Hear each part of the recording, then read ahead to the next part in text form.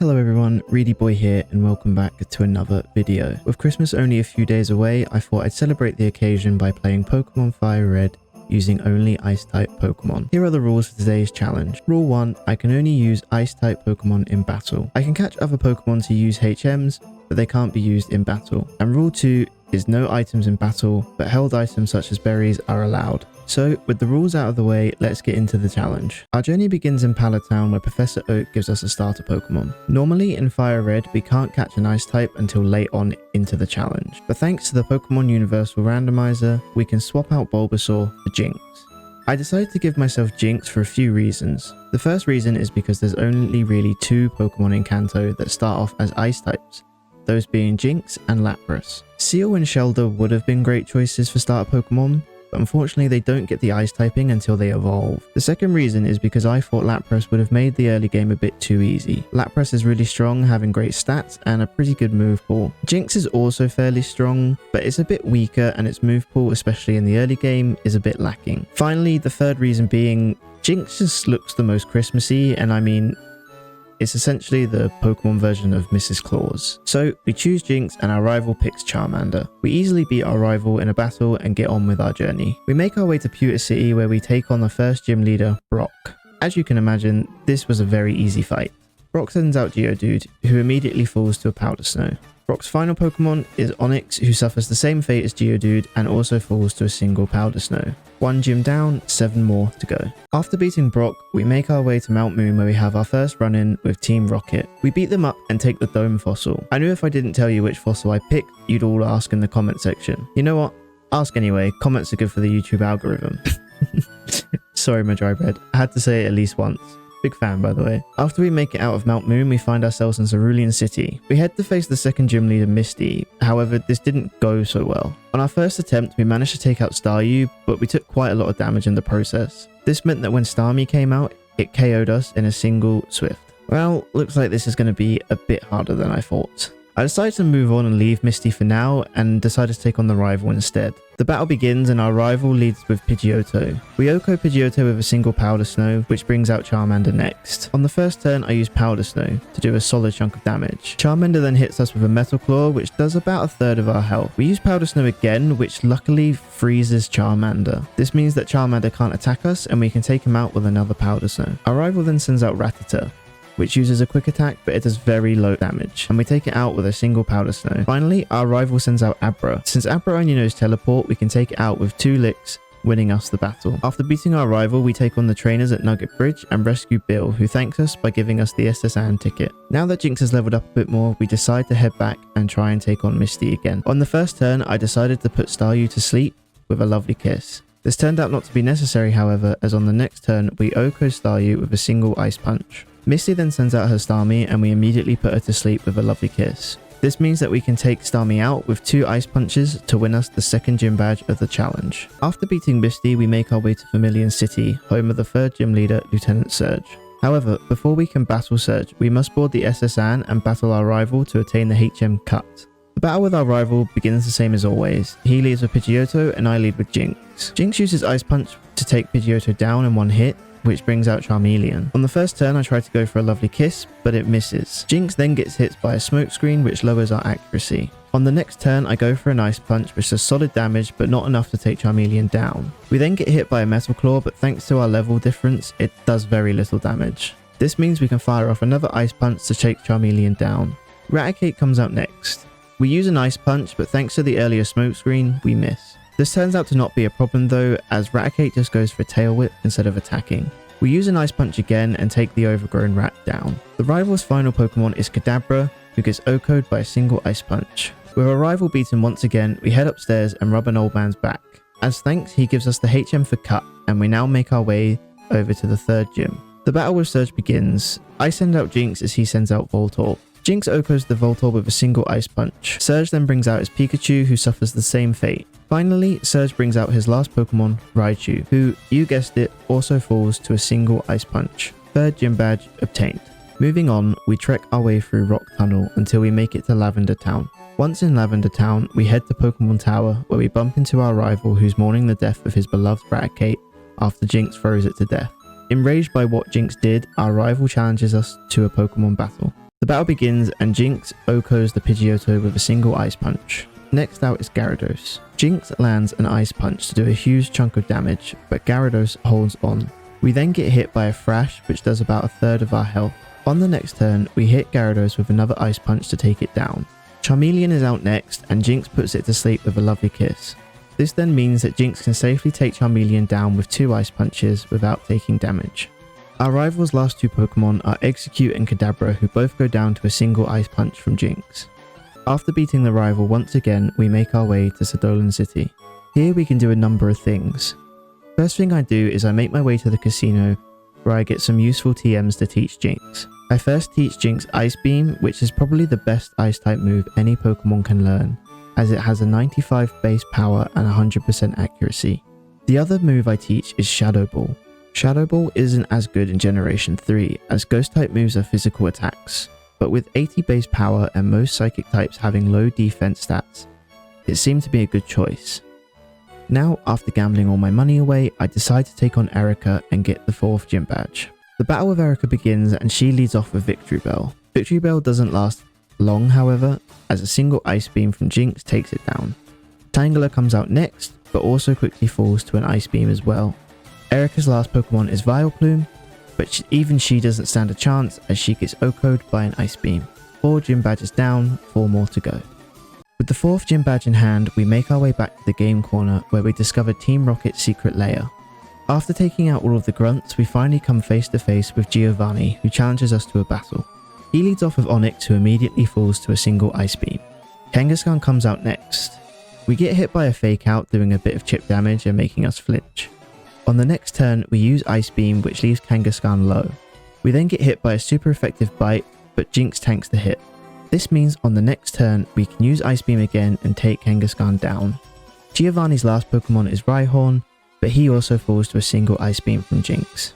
After beating Giovanni, we obtain the Sylph Scope. This allows us to head back to Pokemon Tower to take on the Ghost of Marowak and save Mr. Fuji from Team Rocket. Moving on, we make our way down to Route 13 where we meet the Fishing Guru. He gives us the Super Rod, which means we can finally catch a new team member, Shelder, which thanks to the Water Stone I brought in Celadon, we can immediately evolve into a Cloyster. With our new team member, we made our way to Fuchsia City, home of the 5th gym leader, Koga.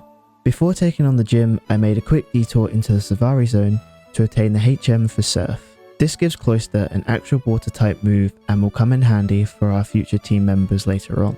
Now it's finally time to take on Koga. The battle begins and Koga leads off with Coughing against Cloyster. On the first 2 turns, I use Spikes to try and do some chip damage, completely forgetting that 75% of Koga's team have the ability Levitate, meaning that the Spikes are pretty much useless. Coughing hits us with a Smoke Screen to lower our accuracy and a Sludge which does very little. I then decide to set up a Rain Dance to boost Cloyster's water attacks. Coughing hits us with another Smoke Screen, which made me begin to worry about missing attacks. I decide to risk it anyway and we use Surf, which thankfully hits and takes Coughing down.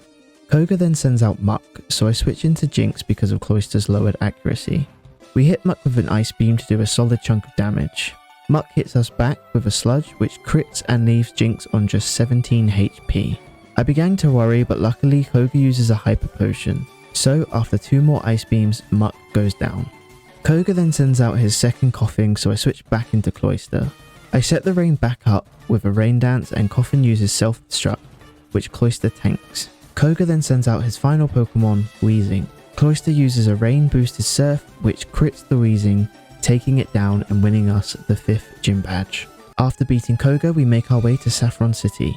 Once we reach Saffron, we head to Silphco, which has been taken over by Team Rocket. We take out all the grunts and bump into our rival, who's still upset about his dead rat and challenges us to a battle. The battle starts the same as always. Jinx OHKOs his Pidgeot with a single Ice Beam. Gyarados comes out next and we put it to sleep with a lovely kiss. We then take it down with 2 Ice Beams. Out next is Charizard and I switch into Cloyster. I tried to use Surf, but I forgot how bad Cloyster's special defense is and we get taken out by a single Flamethrower. I switch back into Jinx and use Lovely Kiss to put Charizard to sleep. On the next turn, I set up a light screen just in case Charizard wakes up before I can take it down. However, this turns out not to be necessary though, as 2 Ice Beams take it down. Execute comes out next, and we immediately take it down with Ice Beam. This leaves our rival with only Alakazam left, who is immediately OHKO'd by a single Shadow Ball. After beating our rival once again, we talk to one of the Silph co-workers, who gives us our next team member, Lapras. After attaining Lapras, we head into the next room where we face Giovanni again. The battle begins and I lead off with Lapras against Nidorino. Nidorino hits us with a Horn attack, but it does very little damage. I then use Rain Dance to boost water type attacks. On the next turn, I accidentally use Body Slam instead of Surf.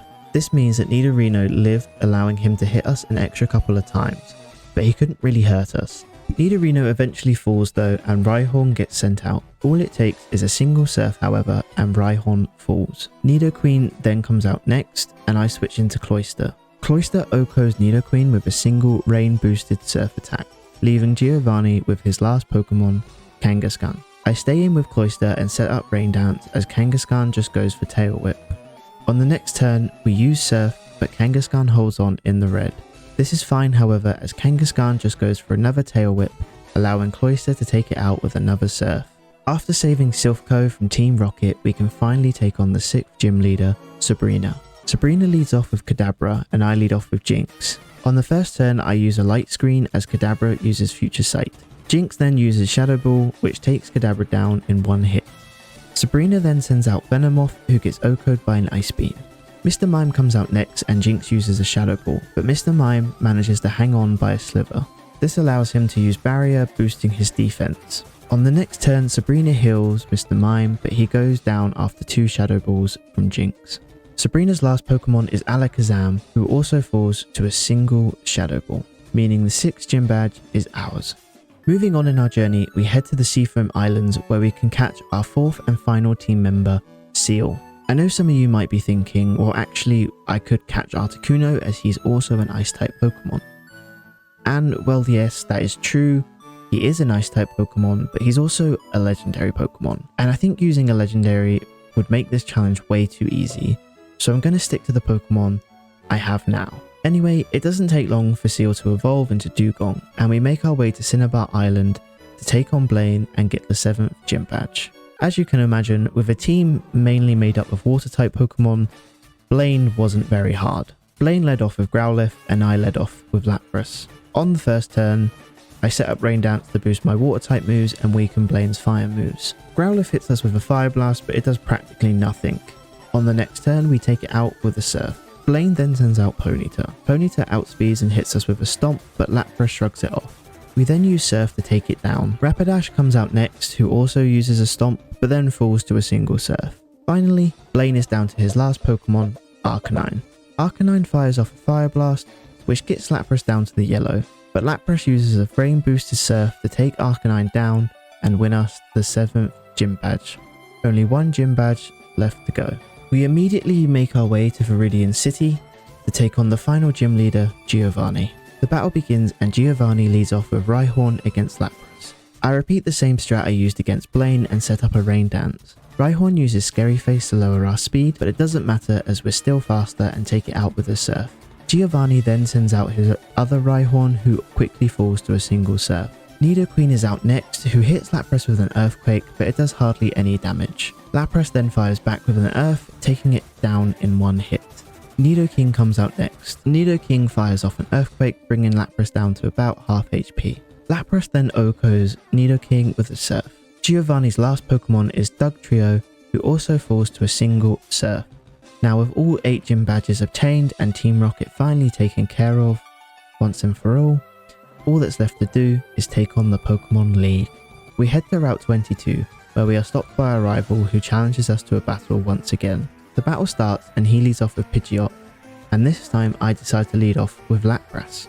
I decide to set up a Rain Dance as I know Pidgeot can't do much damage to me.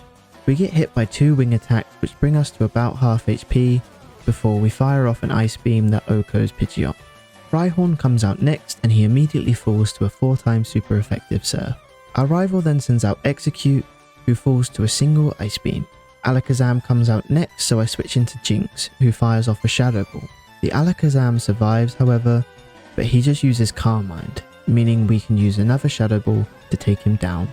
The rival then sends out Charizard, so I send out Dugong to make their debut. Charizard fires off a flamethrower, but Dugong tanks it. Dugong then uses Surf, which brings Charizard down to the yellow. We then get hit by a Slash, which brings us down to half HP. We use Surf one more time, which takes Charizard down. Our rival then sends out his last Pokemon, Gyarados, so I switch into Jinx. On the first turn, I use Calm Mind to boost my special attack as Gyarados uses Rain Dance. On the next turn, I fire off a Psychic, but Gyarados just about manages to hold on. This is fine though, as Gyarados just uses a Leer instead of attacking. This allows Jinx to use another Psychic to take Gyarados down and win the battle. After making our way through Victory Road, we finally arrive at the Pokemon League. The first member of the Elite Four we face is the Ice-type specialist, Lorelei. I'm going to be honest with you, in this battle I made some very stupid decisions which almost lost me the battle. I lead off with Lapras against Lorelei's Dugong. On the first turn, Dugong tries to use Surf, but thanks to Lapras's water absorb ability, it does nothing. We then use Thunderbolt, which brings Dugong to about half HP. On the next turn, Lorelei uses Hail, but since my Pokemon are Ice types, this doesn't bother us. We then fire off another Thunderbolt, which gets an unnecessary crit to take Dugong down. Lorelei then sends out Cloyster, which manages to set up a layer of spikes before it gets taken down by a Thunderbolt. Out next is Slowbro. We hit Slowbro with a Thunderbolt, which does a huge amount of damage, but he manages to hold on. Slowbro then uses Yawn, which means after the next turn, Lapras will fall asleep. Not wanting to Lapras to fall asleep, I switch into Jinx whilst Lorelei heals up Slowbro. I fire off a couple of Shadow Balls, but it does very little damage thanks to Slowbro's decent bulk. Slowbro hits us with a Yawn. I decide to take the risk and stay in, hoping a third Shadow Ball would be enough to take it down, but Slowbro holds on with a Sliver. Jinx falls asleep, so I switch into Lapras, who immediately gets hit by a Yawn on the switch in. Again, not wanting to Lapras to fall asleep, I switch out into Cloyster, who also gets hit by a Yawn. I suck it up however and decide to use an Ice Beam to take Slowbro down. Lorelei then sends out her own Jinx, so I switch into Lapras. I try to go for a Surf, but Jinx outspeeds and puts Lapras to sleep using Lovely Kiss. After tanking a few Ice Punches from Jinx, Lapras finally wakes up and hits a Surf for about half. On the next turn however, Jinx lands another Lovely Kiss, putting Lapras back to sleep. We wake up 2 turns later though, and land another Surf, but it just barely doesn't kill. On the next turn, Lorelei heals up Jinx. We land another Surf, doing about half, but we then once again get put to sleep by a Lovely Kiss. I swear to God, I hate this game sometimes. After a few turns, we wake up and Surf, but it still isn't enough to take Jinx out. On the next turn, Lorelei switches into Lapras as we use Surf, but due to water absorb, it doesn't do anything. Lorelei hits us with a Body Slam, which we survive, and we fire off a Thunderbolt, doing a solid amount of damage. On the next turn, however, Lapras falls to another Body Slam. I switch into Cloyster and set up spikes. We then use Ice Beam to do a bit of chip damage and get rid of Lapras's held Citrus Berry. I then stupidly switch into Jinx, hoping it will wake up, but she goes down before ever getting to fire off a single move. I then switch into Dugong, and after a few takedowns, Lapras finally falls. Lorelei then brings Jinx back out, but thanks to the spikes I set up, Jinx immediately falls and we win the battle. The next Elite Four member we face is the fighting type specialist Bruno. The battle begins and I lead off with Jinx against Bruno's Onix. We use Psychic, which OHKOs the Onix. Next out is Hitmonchan, but he also falls to a single Psychic. Bruno brings out a second Onix, but we use Ice Beam and he immediately falls. Bruno then sends out Machamp. I thought this would be a bit more challenging because Machamp is a lot stronger than Bruno's other Pokemon. However, he also falls to a single Psychic from Jinx. This leaves Bruno with his last Pokemon, Hitmonlee. Jinx fires off a Psychic and Hitmonlee goes down, winning us the battle without taking a single hit. Good job, Jinx. We move on to face the third member of the Elite Four, the Ghost-type specialist Agatha. Agatha leads off with Gengar and I lead with Jinx. Gengar gets hit by a Psychic and goes down in one hit. Golbat comes out next and gets OHKO'd by an Ice Beam from Jinx. Agatha then sends out Arbok, who also immediately falls to a Psychic. Her next Pokemon is her other higher leveled Gengar, but even he can't survive a Psychic from Jinx. Agatha's last Pokemon is Haunter, but he immediately gets OHKO'd by a Psychic. With Agatha defeated, there's only one more Elite Four member left to go, Lance, the Dragon-type specialist. The battle begins and Lance starts with Gyarados, whilst I lead with Lapras. Gyarados hits us with a bite, but it doesn't do much damage. Lapras uses Thunderbolt, which gets the OHKO on Gyarados. Aerodactyl comes out next. He hits us with an Ancient Power for a decent chunk of damage. Lapras fires back with a Surf, but Aerodactyl hangs on by a sliver. On the next turn, Lance heals up, so I decide to set up a Rain Dance to boost Surf's damage. However, on the next turn, we get hit by another Ancient Power, which crits, taking down Lapras. I switch into Dugong, who tanks an Ancient Power and takes Aerodactyl down with a Surf. Dragonair comes out next, but it immediately falls to an Ice Beam from Dugong. The same thing happens to Lance's second Dragonair. Lance's final Pokemon is Dragonite, so I switch into Jinx, who fires off a 4-time super effective Ice Beam to OHKO the Dragonite, winning us the battle. With the Elite Four taken care of, all that's left to do is to take on our rival and become champion. The battle begins and I lead off with Cloyster against his Pidgeot. On the first turn, Pidgeot uses Sand Attack to try and lower our accuracy. We then hit Pidgeot with an Ice Beam, but he holds on in the red. Our rival then wastes 2 full restores before Pidgeot eventually falls to an Ice Beam from Cloyster. Rhydon comes out next, so I switch into Dugong. Dugong uses a Surf, which OHKOs the Rhydon. Next out is Exeggutor, who falls to a single Ice Beam from Jinx. Our rival then sends out Gyarados, so I switch into Lapras. Gyarados manages to land a couple of Thrash attacks before eventually falling to a Thunderbolt from Lapras. Charizard comes in next and I switch into Dugong. We get hit by a few Fire Blasts, but Dugong manages to hold on and takes him down with a Surf. Our rival's last Pokemon is Alakazam. I switch into Jinx and fire off a Shadow Ball, but Alakazam survives. He retaliates with a Psychic, but it does very little damage. On the next turn, we use Shadow Ball again and take Alakazam down, defeating our rival for the last time and becoming the new champion of Kanto with only Ice-type Pokemon. Thank you so much to everyone who watched this video. I really enjoyed this challenge. I've never really used many Ice types before, but I've definitely grown to appreciate a few of them after this challenge. Jinx is surprisingly strong and I will never underestimate it again. If you enjoyed this video, consider giving it a thumbs up and subscribing to the channel. If there's any other challenge videos you'd like me to do, let me know down in the comments. But that's it for today. Have a lovely festive time and I'll see you all in the next video.